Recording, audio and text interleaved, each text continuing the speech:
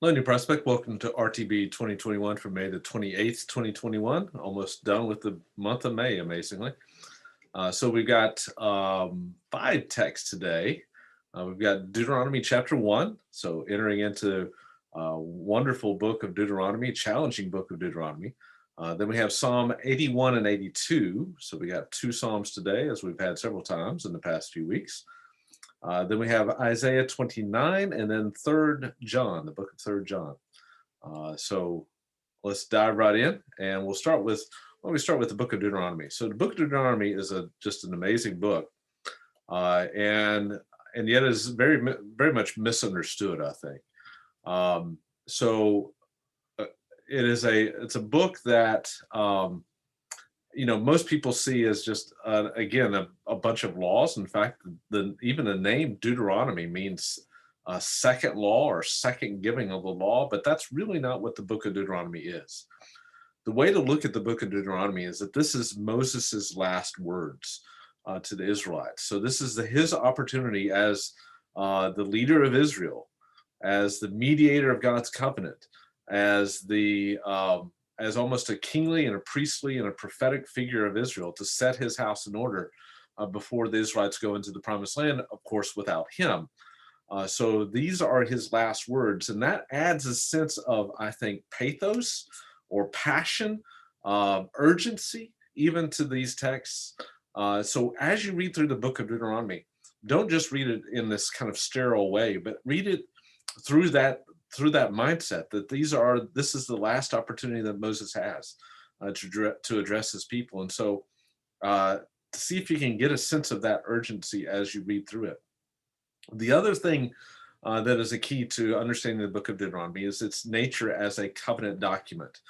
In fact, the way in which this book is structured, we don't really have time to go into this, but it mirrors ancient treaty documents in the ancient Near East. And it has the same kind of structural elements. And so it's almost as if Moses is structuring, or whoever structured Moses' speeches from this book, is structuring it in a way that it's almost like a sermon illustration, I guess you could say, that he's structuring this book in a way to give the Israelites a document that kind of governs their covenant relationship with God. So what we find in this text, then, everything that we find in this text is for the purpose of encouraging Israel in their faithfulness to God in covenant relationship. And then the last way to really understand this text is that there are about three, depending on who you talk to, 3 or 4 different longer speeches on the part of Moses. And I would even call them, I think this is an accurate term, a sermon on the part of Moses. So 3 or 4 that are part of this kind of this treaty organization. But really what that means for us is that we need to read these things not just as not just in the sterile way, but as exhortative material. Even as a sermon is exhortative, right? Trying to get us to change our mindsets and our behaviors based on the word of God. To bring us into conformity with a closer conformity with his will in covenant relationship. And that's exactly what Moses is doing here. So final speeches, final sermons on the part of Moses, even before he's about to die. He dies at the end of the book.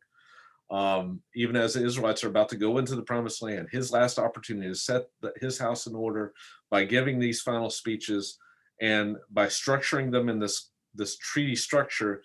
It's showing that the purpose of those final speeches is ultimately to get them to be in right covenant relationship with God. So that's the way to read the book of Deuteronomy. Now, in Deuteronomy chapter 1 that we have today, and we'll hit on some of that, the purposes, as we go throughout the rest of the book. We've got plenty of time to do that, don't we, with 34 chapters. The title of the book here, and of course, I've mentioned the English title is Deuteronomy, which means second giving of the law. But the Hebrew title of the book is actually from the word Devarim, which would be one of the first words in the text. These are the words, Elah Devarim. These are the words that Moses spoke. So that's an interesting title for a book, isn't it? Words. Well, words about what? Well, it's again Moses' last words. And by the way, these are delivered while the Israelites are there at on the plains of Moab, so on the eastern side of the Jordan River, as they're about to go into the Promised Land. So kind of in view of the Promised Land. So not only is there a very tangible reminder that Moses is about to depart from them, but there's also a tangible reminder in front of them of the promises of God that are about to be realized. And so let's see what else I can say about Deuteronomy.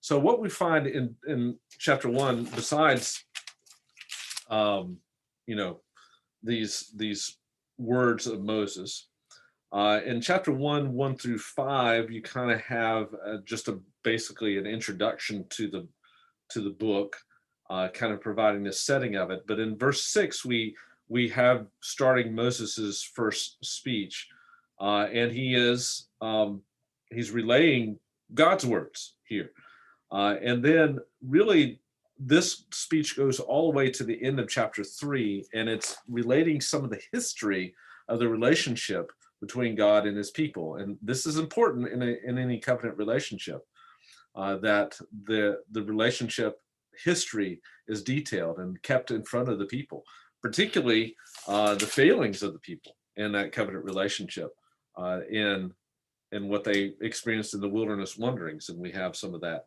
here in Deuteronomy 1 as well. So that's kind of what you're going to be reading here in this first chapter. So that's Deuteronomy 1. Let's turn over to Psalm 81 and 82. These are some interesting Psalms in a couple of different ways. Psalm 82, for instance, is interesting because this is one where we actually have God addressing the people, or speaking in first person here, and he's portrayed as a judge here in the text, and so it talks about God's taking a stand with his congregation, the judging in the midst of rulers, and then he takes up the speech in verse 2. And then let's see what else I want to say about that. And then there's that plea at the end of the text in verse 8 for God to arise and judge the earth. So that's the uniqueness of Psalm 82. Let's see, and then Psalm 81 is a psalm that is a kind of a corporate praise psalm, but it also is recalling some of the things that we've been talking about in the Pentateuch, going back through some of the history and recalling that the history of Israel and the Exodus and the wilderness wanderings, and speaking, God speaking about his people that they, for instance, in verse 11, did not listen.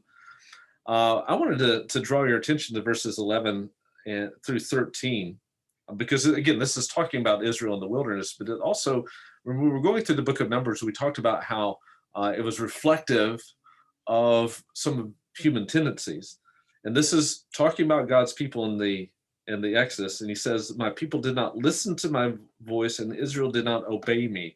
These are two lines in parallel with each other, but they're mutually interpretive. To truly listen to God is to obey. In other words, if you really do hear him, if you're hearing his words, it should translate into active obedience. And what was God's response? Well, God gave them over to the stubbornness of their heart to walk in their own devices. And when I read that, I hear Romans 1. So remember in Romans 1, God revealed himself through general revelation, through creation, revealed himself to his invisible attributes, and people responded with rebellion and in sin. And in response, God gave them over to their sinful behaviors and lusts, and he did the same thing with his people in again reflecting on that wilderness experience of Israel, and he cries out, and several times in this text in Psalm 81 we have this appeal, verse 8, and then again in verse 13, that they would listen. Well, what does it mean to listen again?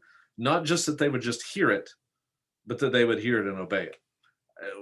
Parents will even say this sometimes as well, right? We'll say to our kids, or maybe you might say to your grandkids, are you listening to me? Well, you're not just asking, are they listening, but are you listening and responding in obedience?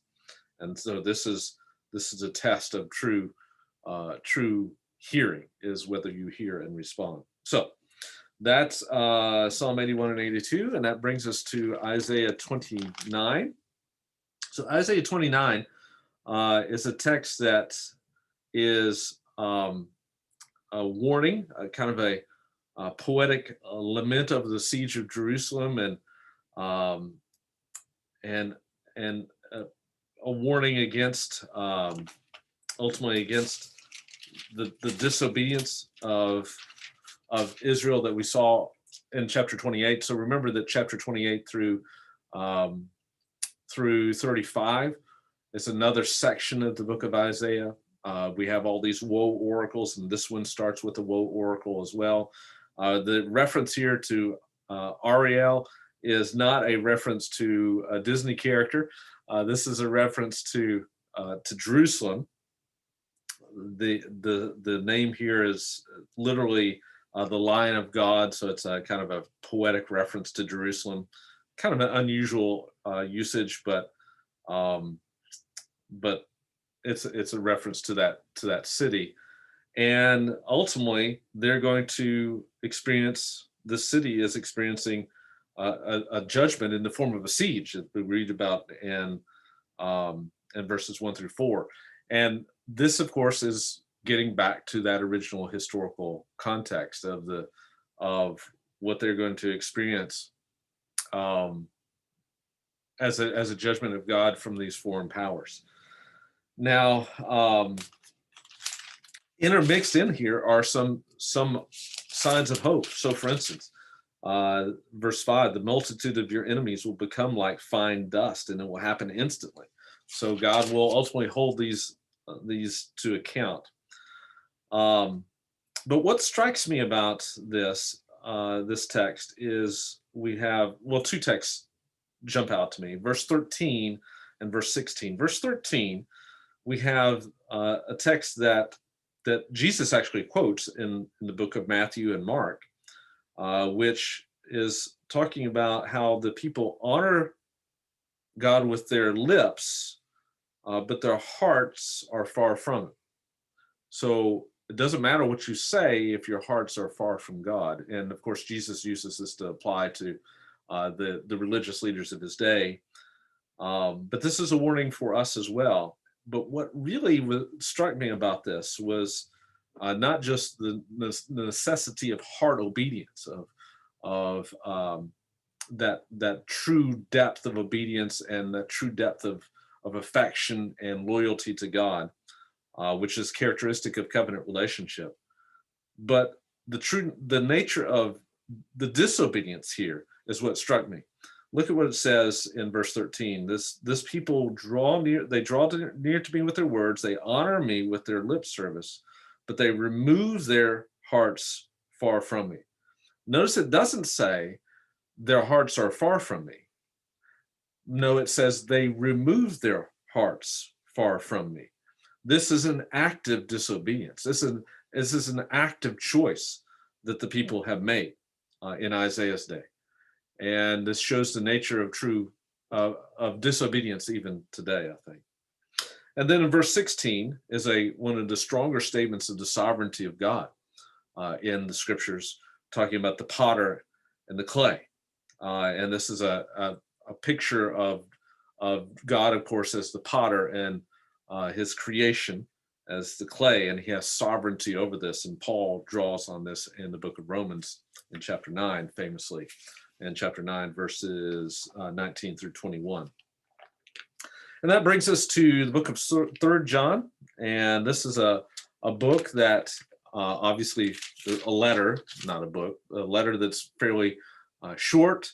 And it is unlike 2nd John, it is written to a specific person here, to the elder John, referring to himself in that way. And of course, John lived a long time and ended up in exile on the Isle of Patmos.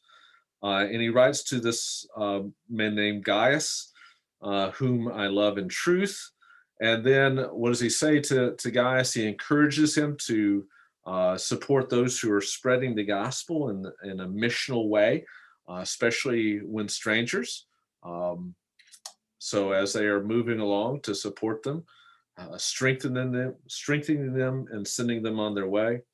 And then he also warns against uh, the arrogance of a man named Diotrephes, uh, and then he also commends Demetrius at the end of this letter. So, and he finally closes, I have many things to write to you, but I'm not willing to write to you with pen and ink. I hope to see you shortly, speak to you face to face. So here are our texts for this day, on May the 28th, 2021. I hope you have a great rest of the day.